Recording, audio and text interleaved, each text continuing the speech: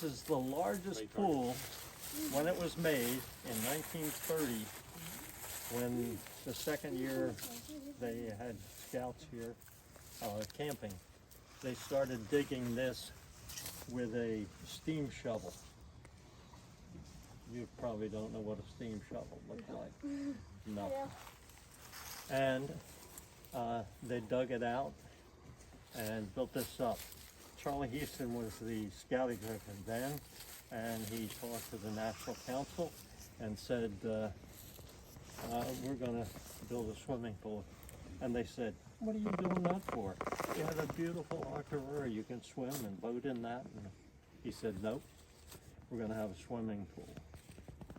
And when I first came here in '46, down at the far end of the pool used to be 4 pipes that came out straight up and then shot forward, kind of like a fountain at that end.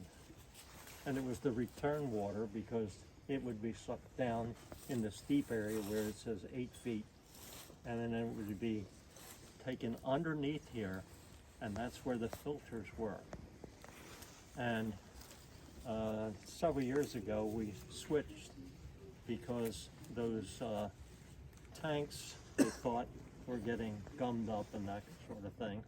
So they built this piece over here, and they have big plugs made out of like plastic material instead of steel. And it has sand filters in there, rapid sand filters. So the water would go in there and then back down to the other side. Now, as I worked my way up from scout to camp director, I ran the pool here for a couple of years. And what happened was the back pressure that those fountains shooting up put a strain on the motors. And the motors were down underneath along with the chlorine gas that was bubbled into water and finally into the pipes.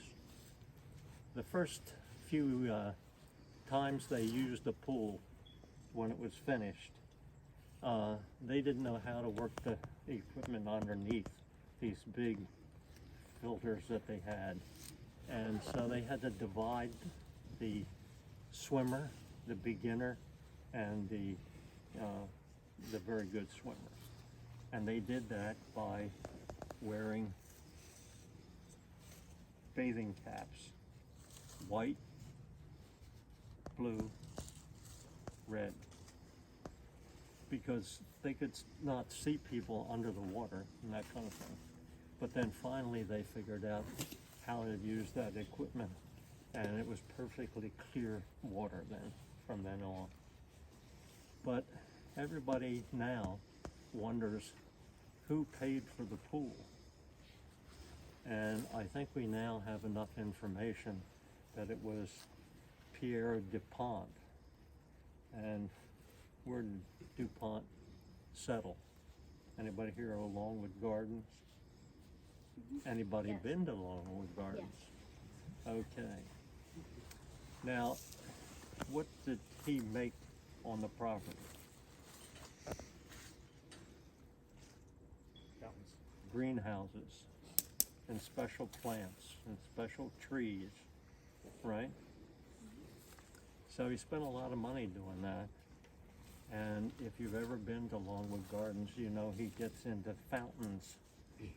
So what do we have at the end of our pool? We had 4 fountains. Now, when I was here, we had to change the pumps, the motors that ran the pumps down there, and these motors were rather big. It took 4 of us to drag them up that stairs, and then we'd send it away to Oxford, and they would fix it all up, and we'd, you know, be cycling those things almost every week. And then fairly recently now, they have redone a lot of things at Longwood Gardens. And if you remember from the old time. Now they have very fancy fountains that swirl and twist and that kind of stuff. And from where you stand, you can walk now down all around. And they also now have a little museum about some of the plumbing. I walked into that building and looked at, I said, whoa, here's the same motors that we used to use right here. So that was another signal. And now some more getting into it. I think they have some paperwork now that says that Pierre DuPont paid for this whole thing here. And at the time, he wanted to be anonymous. Yeah. Yeah. Yeah. He didn't want somebody knocking at the door. Oh, you know, they're giving away swimming pools. Didn't want that. Okay. Now, Pete, you want to tell them what goes on here now? So here in summer,